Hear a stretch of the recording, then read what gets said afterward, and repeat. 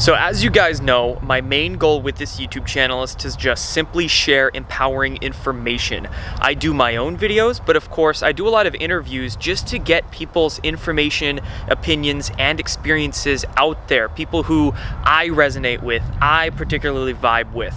And one of those people that I really wanted to interview for this channel, his name's Jason Christoff. If you haven't heard of him, go look him up. He's got a Facebook page and he's got a website. His writings are awesome. And I came across Jason Christoff about a few years ago, actually. It was probably 3 or 4 years ago. I came across him on Facebook, and the reason I liked his work is because it was just no holds barred truth. And he put a lot of great health information out there. He was a successful fitness business manager in Canada, but he also of course had his own grand awakening experience, and that's what led him to start finding the truths out about our reality, and he went on to share them.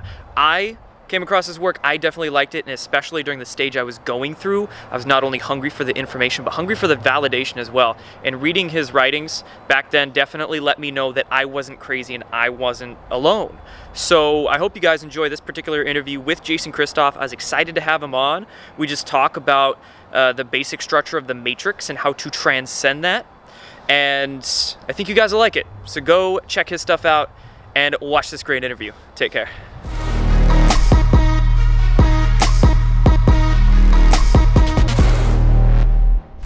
All right, well, welcome, Jason. Thank you so much for coming on my channel here. I appreciate you taking the time to talk with me about your history, how you came to awaken to reality, and what you're doing and what we can all do to combat that. Well, thanks for having me on, Jordan. I mean, when I get interviewed, I always talk about my awakening, and I was the exact opposite of who I am now. Mm-hmm. I was young. I was, taught and conditioned and programmed through the system to I was thought that my value was based on my monetary assets. Right. I wanted everything, any kind of investigation beneath my skin, into my soul, into my spirit, into who I really was, because I was a scared kid. I always wanted it to stop at my car. I always wanted to stop at my muscles. I always wanted to stop at my clothes or my fancy watch. And I was relatively successful very early on in business. And when you're scared and you're programmed by the systems that we have in place, there's a lot of low self-worth. There's a lot of latent and underlying self-hatred. So when you do get given some monetary resources in this system, they kind of you're damned if you do. If you're damned if you don't, because you work so hard to get these monetary resources. And when I acquired them, I mean, there was another program there waiting for me that was kind of inserted into me by this corrupted media system, is that when I did get my hands on this money, I started to destroy myself even more. I would pursue cocaine and steroids and growth hormone and held back company with very immoral and corrupt people. And that's kind of the whole system. They make the media and the government and all these different programs that work hand in hand drive people to pursue this monetary resource or these lives that they don't want to be living, and that traps most people. But if you happen to break through this kind of glass ceiling and grab some of this money that's falling from the corrupted pyramid, once you have this money, you're already pre-programmed to destroy yourself with it. And I was headlong into that. So there was a point in time where my body, everybody has this kind of innate intelligence that's inside their body. Some people call it their soul. Mm-hmm. My soul would whisper to me a lot that, you're on the wrong path. You're not going to make it. You're going to die. Wow. And so I was nearly dead at 29, very empty, very soulless. I had no direction. And of course I was depressed. Every human has that spirit. They're looking for, what really life is all about. And I really had a hard time finding that. And so my soul really yelled at me one day, said, you don't have a lot of runway here. I'm tired of whispering. You have to make a change. and my body was giving me these huge pain sensations. I've told this story many times, down the left side of my body. I could barely walk. And I Wow. called a practitioner from the Czech Institute in Vista, California, which is a great place where people can get like holistic lifestyle coaches that can correct their body and their nutrition and even their spiritual journey. And I called her name is Janice Marshall, and she's a very high-ranking Czech professional. And she came down and she took away that pain in 2 weeks. Wow. She was very gentle. She had the very Czech way about her. She knows I was on the verge of death or collapse or full mental breakdown. And she was just gentle with me. And we got lots of time, kind of, reassuring me that everything was going to be okay. And once that pain was alleviated, and I was there for the better part of 2 decades, and it was gone in 2 weeks with some simple stretches and some simple changes in my diet, I was very interested in, who is this magician? Where can I learn this magic? Yeah. And that's the Czech Institute in California. Of course, I was still inverted. I still had a perverse value system. I was looking to acquire this magic to help myself make money. Mhm. And along the way, I got tricked into becoming a better human being. So it was a Yeah, great that worked. journey all around. Wow. So about that time, how old are you now? Because I was about 29. You said you went through that. Yeah, I'm 48 now. Okay, so this is about almost 20 years ago. How did you first become familiar with the Czech Institute? Because I'm absolutely a huge fan of Paul Czech and his work there in California. Well, you heard we would go to health shows where they would sell, the fitness equipment, and there would be speakers, and you'd hear about Paul Czech and how food's important. And, when you're desperate, you'll go and pursue sort of any avenue possible. So I was really desperate. And Janice was she's from Cornwall, even though she's gone on to, like the Czech Hall of Fame, and she's in Toronto, and she's one of the most sought after Czech practitioners in Canada. She was a childhood friend of mine, so I was able to get hold of her pretty easily. So it's as if all these things that we've always heard of, eat better, do your stretches, correct your posture, we don't really take them seriously until something happens and we have to, and then we realize how it changes our lives. Yeah, and and I'm still changing. It's never a destination. It's always a journey. And I've written over 1,000 articles on my my website if people ever want to go and see what really goes on inside my mind. And I really write to get to organize my own thoughts. And of course it benefits other people. That's why I record it. I don't make any money off my website, but the whole idea is that it's like an artistic expression or like an energy release, so that I can more understand how I'm feeling or what's really wrong with society. You really have to kind of tabulate it and write it down before you can get a full grip on exactly what's going on in our society right now. There's a lot of awakening, but a lot of people are like digging harder into the lie and really wanting to nest in there and want nothing to do with reality. And this is where the conflict comes in. It's too bad it's so conflictual between the truth and the lies, but the lies are heavily monetized. Mm-hmm. In our society, there's so many people that are invested in the lie, where their salaries are tied to the lie and their seniority is tied to the lie. They're going to fight tooth and nail to keep this lie alive, like say the vaccine lie that I write about all the time. I mean, everybody getting or giving these vaccines or making the vaccines, no matter how detrimental or obvious the evidence is that vaccines are not safe or effective, there's so many people out there that pull paychecks from this. They really don't care, and that's how immoral our society has become. I don't remember the documentary filmmaker. His name's Adam Curtis. He made a documentary called The Century of Self. Have you ever watched I'm not familiar with that one, no. Oh, it's a great 5-hour presentation of how there's psychological manipulation enacted upon the population, where the people have been turned into these self-centered, self-serving psychopaths. And that's where immorality is being washed over us in such a quantity. Like, we're drowning in a tsunami of immorality through the media and through government and through science and through medicine. And it's proven that the humans mimic what they see. We're a lot of society today, the problems they're in is because we're so immoral. Right. So our needs first. Totally.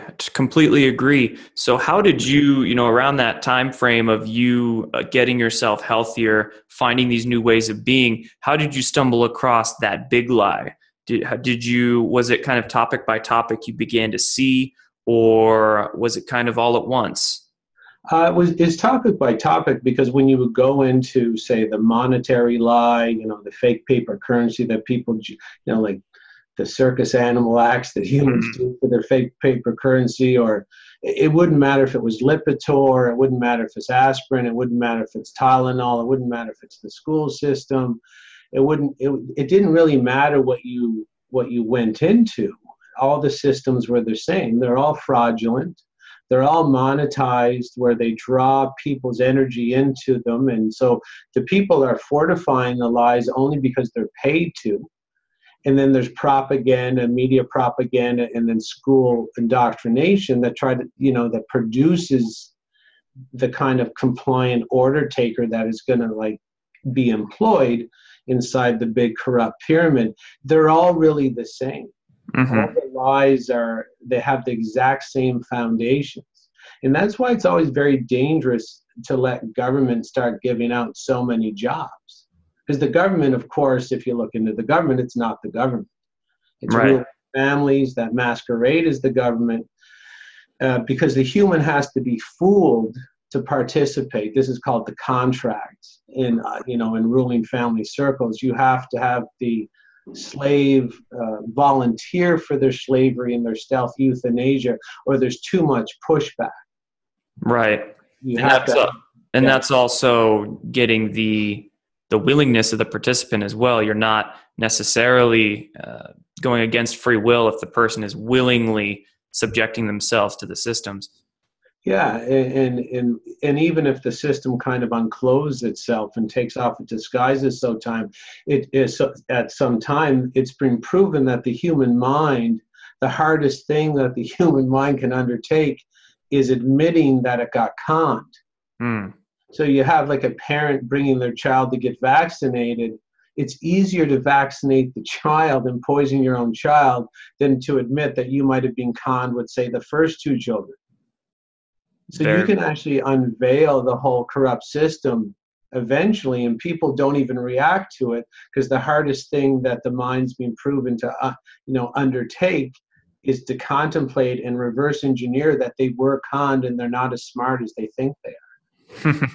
which is a huge problem. And if you're getting paid, and then throw in, say, a medical doctor getting paid in Canada $350,000 to vaccine poison all these children, so that particular medical doctor would have to forgo $350,000 in salary, plus undertake the fact that 7 years of medical school to be a general practitioner it was all fraud. Who wants to undertake that? And that's how tight the system is. Right. So we have, at the very top of the pyramid, you have the people that are complicit in the lie. And then most of the people under that don't even know about the lie because of the education and media systems. So what about those that didn't know the lie, that are starting to figuring it out? They're starting to see what's going on, say medical practitioners or researchers, and they're trying to do something about it. What happens to these people?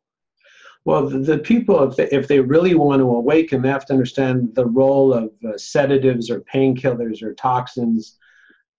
That's all part of getting kind of caught up in the lie. Doesn't matter what mind control experiment you want to research. All the mind control experiments worked a lot more efficiently if the person was sedated or drugged.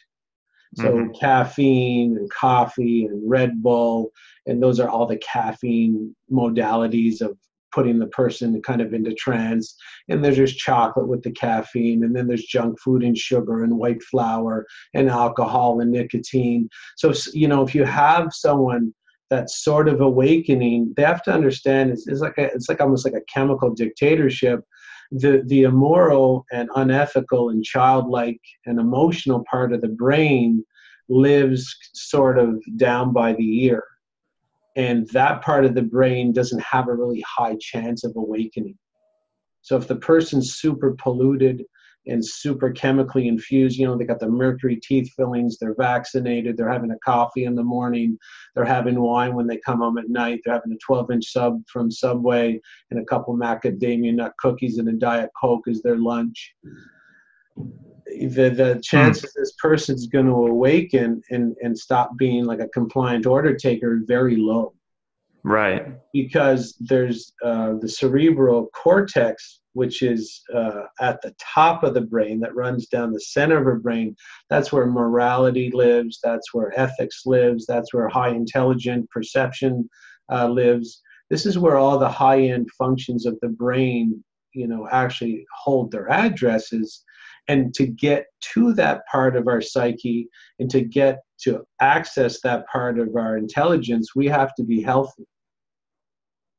And this is why our government also has this massive war on health, because if everybody ate organic food and had clean water and the fluoride wasn't in the water and we didn't shit and piss in our own water supply, and there were no vaccines and no one was medicated and the coffee shops closed down, this whole system would just float away. Really would. Yeah. Absolutely. So when you got yourself healthy, how did that change the work you were doing? I really became interested in trying to offer services at my fitness clubs that delivered health instead of superficial weight loss or something like that.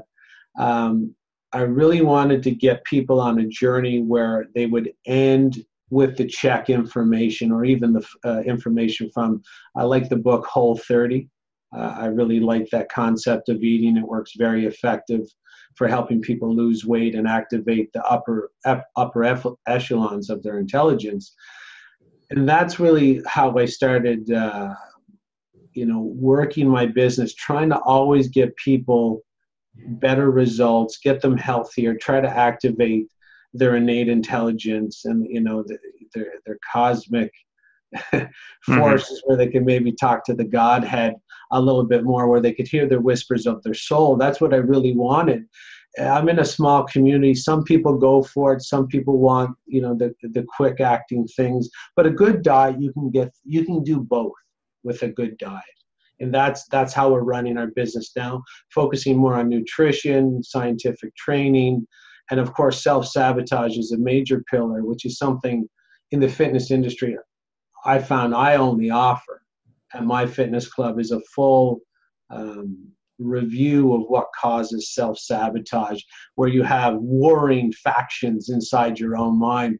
Like, when I take clients, it's not uncommon for me to have a client who, has a water filter, but they also smoke. Okay. Or they're taking vitamin C, but they also drink wine at night. And that's what self-sabotage is in a nutshell, is you actually have two separate parts of your brain.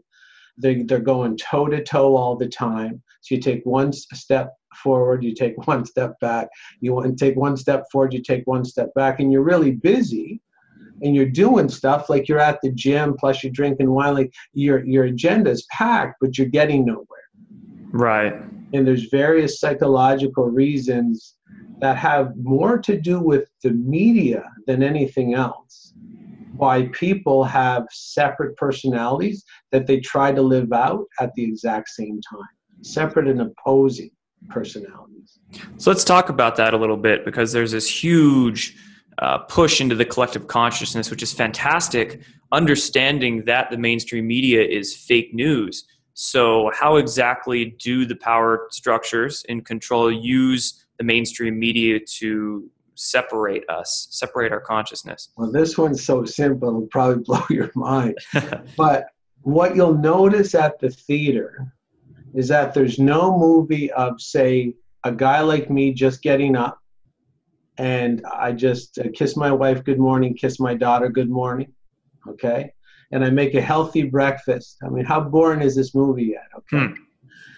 And, you know, I homeschool my kid, and there's no conflict in the house. And while I'm homeschooling my child, my wife's in the background making food for us all day. We do our stretches, we work out together. There's no fighting.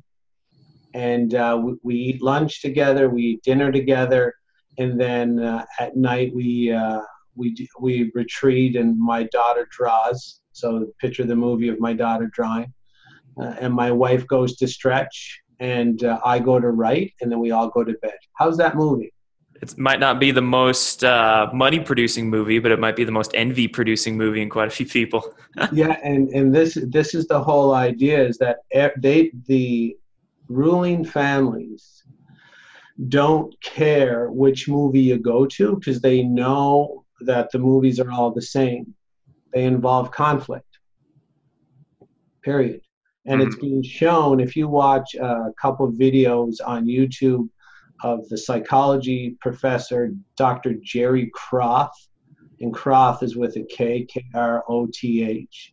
He will prove conclusively, as he does all the time in his lectures. He teaches at Santa Clarita University in California. And he teaches that humans mimic absolutely everything they see. Your human farmers don't care which movie you go to because you will mimic and copy and follow the conflict. You will either copy slave master or the slave. You will copy the abuser or the abusee, and that's the self-sabotage that goes inside your mind because you're going to play out both. So when you smoke, you're actually playing the abuser by smoking and the abusee all at the same time, because that's exactly how your mind works. You're going to mimic all of it. There's no hope you won't mimic the conflict. Wow. How simple is that? Very simple. So when we see all the violence perpetrated in the movies and the drug use and the sexual dysfunction, everything like that, that's exactly what they want us to. You will mimic it. And if someone said, if someone who doesn't understand how the brain works, and how the brain really works is really odd, and there's reasons for that. But if you were to tell someone, you're going to mimic the abuse, the abusing scene, or you might become an abuser, they might envision themselves abusing another person, which is not how the mind works. You're learning how to abuse yourself. Mm-hmm. You're learning to be both the abuser and the abusee. So say you only have two roles. That means you only have two roles, and that's where the conflict comes. You're either doing the pushing or you're pushing back. You're throwing the punch or you're taking it. And this is the really simple way to explain why the person smokes, and then of course they're coming to the gym and working out, because they're two conflicting ideas. And where did the human mimic the pattern that life is about constant conflict is through the media. And if you follow the ruling families throughout history, especially in pre-World War II Germany, this is what they were getting attacked about, is because these were the ones opening the movie theaters and showing the pornography and showing constant conflict instead of family peace. And no matter what they're aware, this is ancient technology. There was a place, there was a group in the Middle East known as the Magi, and they are also known as the Medes, that's where we get the word media from. And they were well aware that humans copy everything they see. So whatever you wanted, and they wouldn't use cinema, they used stage plays or elaborate government ceremonies, public sacrifice, things along that line. So they were big into the costumes, they were big into the special effects, they were big into the propaganda and the indoctrination. And it's the same ruling families today that are running all the Hollywood movie theaters, and the average person can't see that the movies are all the same. They really are. It doesn't matter if it's Transformers or Star Wars, and there's deeper themes in Star Wars, like always Darth Vader trying to kill his son, which is the same thing as Kronos trying to kill Zeus, which is the same thing as God killing Jesus, which is the same thing as everything old is new again. Right. Once I read The Hero's Journey by Joseph Campbell, it ruined all Hollywood movies for me. Saw right through it. Right. And you discussing the abusee and the abuser concept in media, I was thinking when you were saying that when we see all of these, not just health information and whatnot, but all of the obvious agendas that they try to put in front of us, whether there's an attack under mysterious circumstances, and then they throw the agendas at us. It's almost as if with that information they want us to abuse ourselves and be the abusee at the same time. So we play that victim mindset, and at the same time we almost abuse ourselves by believing it. So we're too scared not to. Exactly. And this is the very odd thing about the human mind, is we're going to do to ourselves first before we act it out inside the physical realm out to someone else. And, the person might take on and mimic the school shooter. I mean, there was another school shooter already. And was it in Florida again? I'm not too sure, but no. So there was one. It was somewhere down south there. I don't think it was Florida. It was around there. Yeah, and of course, the way the media spins it, it's your classical neuroscience hacking where you're only encouraging another school shooter, because it's not about the reporters are never allowed to bring in morality or ethics or attack the shooter. It's always about guns are bad, which is part of the pre-crime agenda. They're always trying to get us ready for pre-crime, where if you hold a gun, you're already a criminal. And they got us going in this direction with like speeding tickets. Or it's like saying somebody holding a fork is already sabotaging themselves.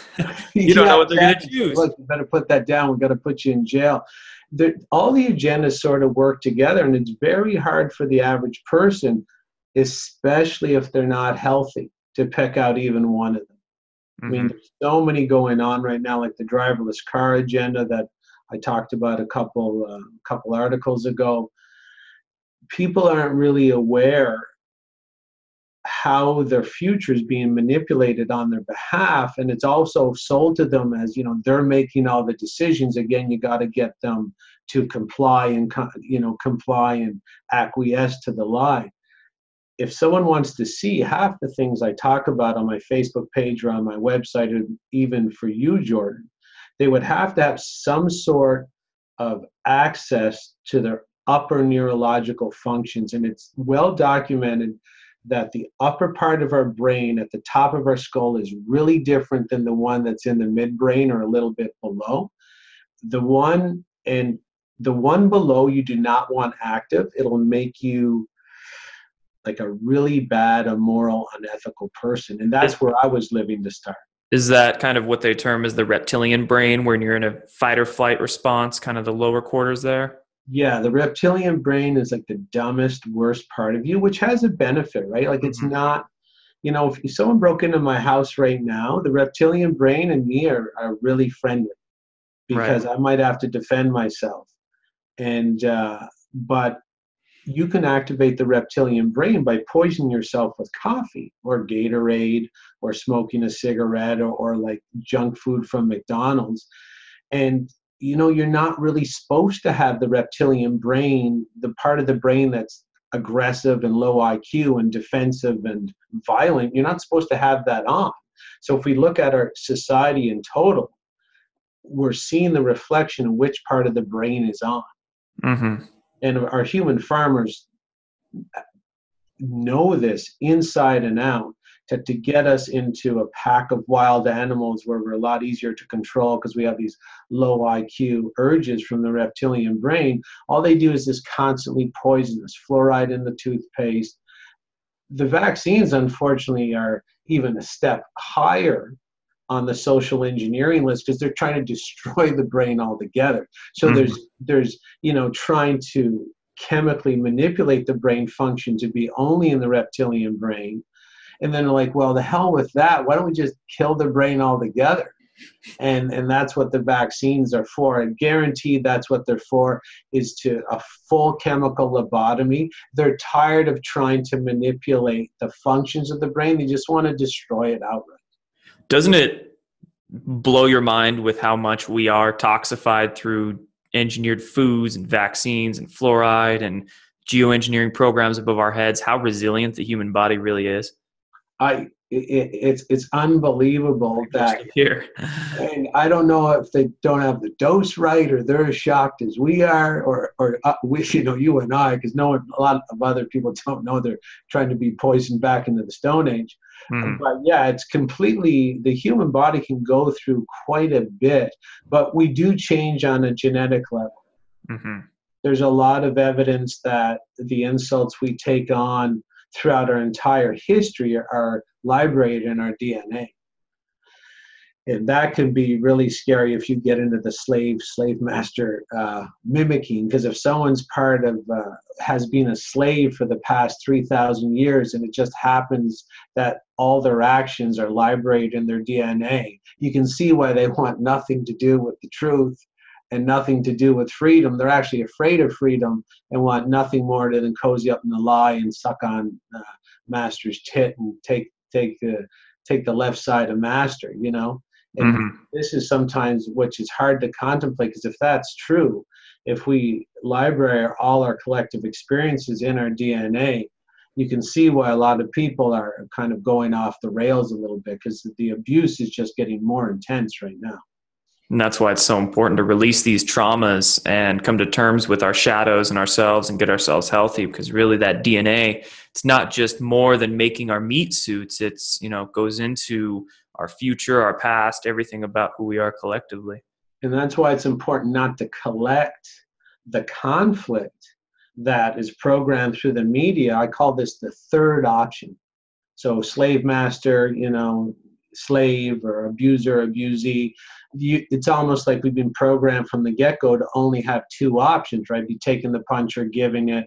And that's why even us as truthers will ride our own Facebook pages, and when someone fires a comment, we don't even digest it. It just sticks to us. And then we get pissed off and we fire back, right? We're throwing the punch now.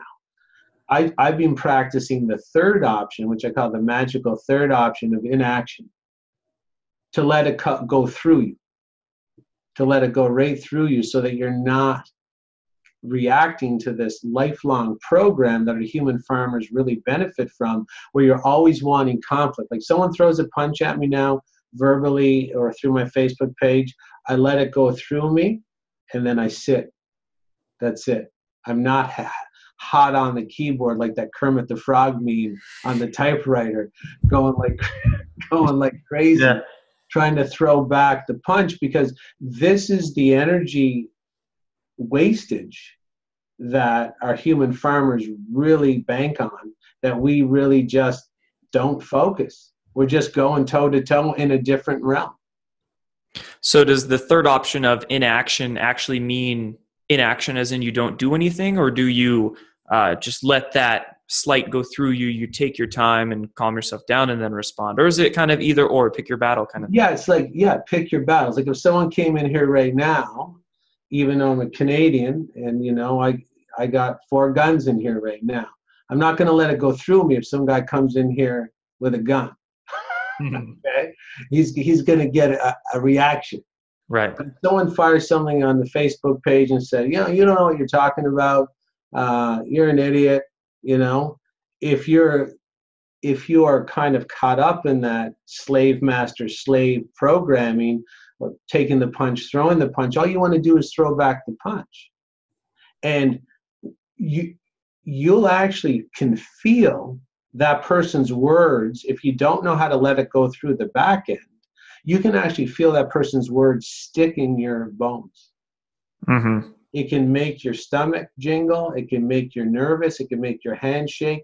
Your body temperature will change, because that energy, you're just learning to take it like a lacrosse stick and throw it back. Instead of, you can't as a truther work any other way, in my opinion.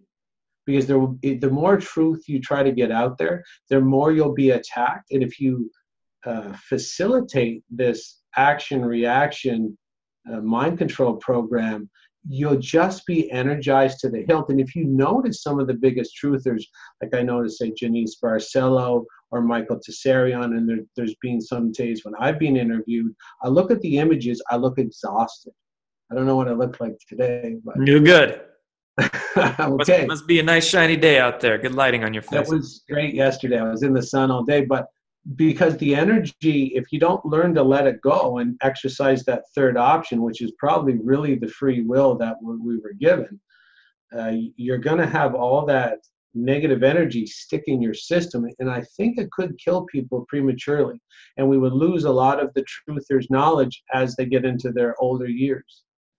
That is some very good suggestion, very good recommendation right there. And I don't know, for a lot of people watching my channel especially, they're so twisted. They have so much angst and anger at the world, which is understandable because they're starting to see what's really going on. But at the same time, they just don't know how to give that energy back. And then they're falling into that same divisive, kind of divide and conquer tactic of just wanting to swing it right back.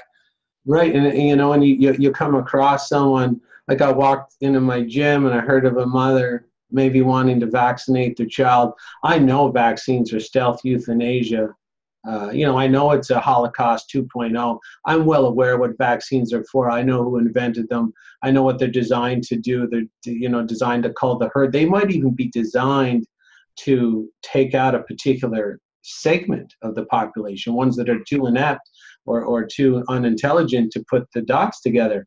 And usually I'd be like, I want to tell that woman not to vaccinate their kid. I just let it go through me. I can't save everybody, because if you take on all that energy, usually I would pass the lady wanting to cry because I'm beating myself up because I didn't save another kid when I probably already saved 100,000, maybe a million. Right. What can you do? And as truthers, we should know it's not our personal responsibility to save the world. It's everybody's. Wow. Very, very potent words there. I appreciate that. Yeah. You do what you can, but don't one day wake up, you go to the bathroom, you got blood in the toilet because all you do was trying to save the world single-handedly. You got to be careful.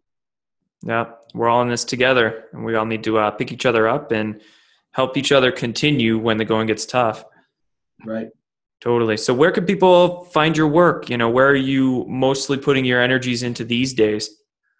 All I really do is I post on Facebook and then I archive my writings at jchristoff.com. So Jason Christoff, there are probably a couple Facebook pages out there, but the only active one is Jason Christoff, and it's Christ with an OFF on the end. No subliminal advertising intended to use the Christ. And it's a picture of me, my wife, and my daughter on the deck of a sailboat, just so that you're on the right page. And then I archive my writings at jchristoff.com. And I'm starting to get away from my businesses and I'm going to do a self-sabotage health online course. Awesome. And it's going to be released in November, because you can't get healthy unless you know about if you don't know about these warring factions in your own mind that you're going to pick up from every show in the world that you've ever seen, you'll never get healthy. And that's why no one really is super, super healthy, is because they'll they'll work out on the treadmill and then have a piece of cake. The whole idea of this is, could you ever imagine if you were just healthy without the faction that's trying to go and push against it? Can you imagine? I don't even know if a lot of people can really understand what that feels like, because they might have never even been there. Right. And imagine it with wealth. Like, I know people will save up. I've saved up quite a bit of money because I've conquered that part of the pushback. I don't spend nearly as much as I used to.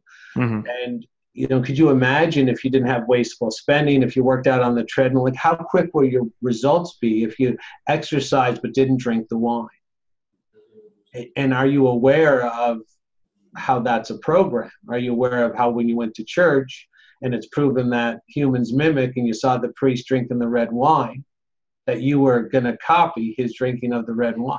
Mm-hmm. Were you aware of that? Are you aware of the neuroscience that backs that up, and how everything you see you'll copy in one way or another? So that's why I always pair self-sabotage with health. Awesome. All these false idols walking around that people don't even know. Correct.